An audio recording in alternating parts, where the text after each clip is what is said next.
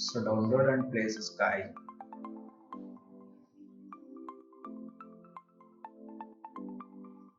Rescale it and place in a proper way.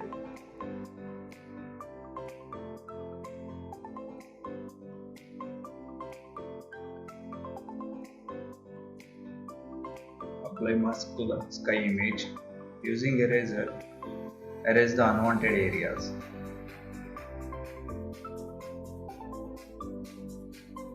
Then change the blend mode. So initially you can apply screen or overlay